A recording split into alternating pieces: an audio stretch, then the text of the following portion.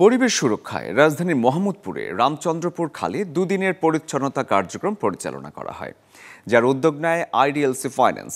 প্রতিষ্ঠানটির কর্পোরেট সামাজিক দায়বদ্ধতা সিএসআর কার্যক্রমের অংশ হিসেবে গৃহীত এই উদ্যোগের আওতায় খালের ৮০০ মিটার অংশ পরিষ্কার করা হয়। পরিবেশ, বন ও জলবায়ু পরিবর্তন মন্ত্রণালয়ে ফুটস্টেপস বাংলাদেশ এবং ঢাকা উত্তর সিটি কর্পোরেশন ডিএনসিসির সাথে যৌথভাবে ২০ এবং ২১ জুন আইডিএলসি পরিচালনা করে এই পরিচ্ছন্নতা অভিযান। এই অভিযানের স্থান পরিদর্শন করে উদ্যোগের প্রশংসা করেন পরিবেশ, বন ও জলবায়ু পরিবর্তন মন্ত্রণালয় এবং পানি সম্পদ মন্ত্রণালয়ের উপদেষ্টা সৈয়দা রিজওয়ানা হাসান।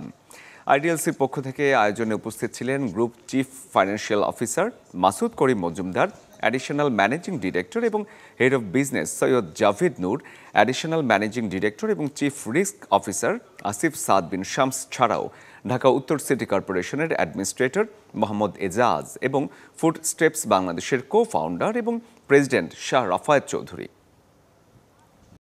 অন্য জায়গায় সেপটিক ট্যাঙ্ক থাকে, এখানে সেপটিক ট্যাঙ্কও নাই, সব এসে পড়তেছে খালে।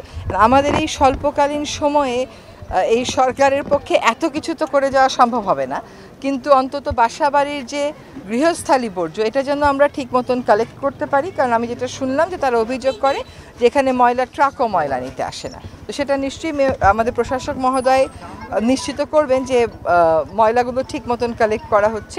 সেজন্য স্থানীয় জনগণকে ডাস্টবিনও দেওয়া হচ্ছে। তো আশা করি অন্যান্য বারের চাইতে এবার একটু ভিন্ন হবে, কিন্তু সম্পূর্ণ ভিন্ন হবে একথা তো বলতে পারবো না, কারণ সিওয়েজ কানেকশনটা তো ঠিক করে আসতে হবে। আর এই প্রশ্নটার আমি একটা উত্তর দিই, এর আগেও হয়েছে, কিছু লাভ হয়নি, তাহলে কি থেমে থাকবো? তার তো সুযোগ নাই। এটা তো কাজগুলো বারবার করতে হবে এবং আমাদেরকে ইনভলভ থাকতে হবে।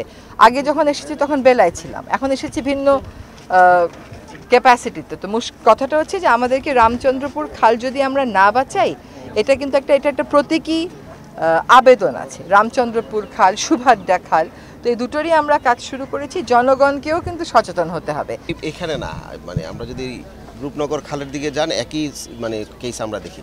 তো রাতের বেলা তো আমরা তো পাহারা আমাদের তো লোক সংখ্যা হচ্ছে মাত্র 20%, সত্য কথা, পুরো ক্যাপাসিটির। সেখানে রাতে কেউ যদি এটা চুরি করে ময়লা ফেলে, এটা অ্যাওয়ারনেসের বাইরে, আসলে পুলিশিং করে কিন্তু এটা পসিবল না। তো আমরা অ্যাওয়ারনেস করছি এবং আমাদের আপনারা দেখেছেন যে এইবার কোরবানিতে আমরা কিভাবে একদম টাইমলি শহরটাকে পরিষ্কার করতে পেরেছি, গন্ধমুক্ত করতে পেরেছি। এটা একটা বড় কারণ হচ্ছে যে টিমগুলোকে অ্যাক্টিভ করা আর হচ্ছে অ্যাওয়ারনেসটা কন্টিনিউ করা। তো সুতরাং আগে তো কমিউনিটির কাছে কেউ আসেও নাই, হ্যাঁ। তো সুতরাং আমরা আসছি, আমরা চেষ্টা করছি এগুলো কাজগুলো যেন ধারাবাহিকভাবে করার জন্য।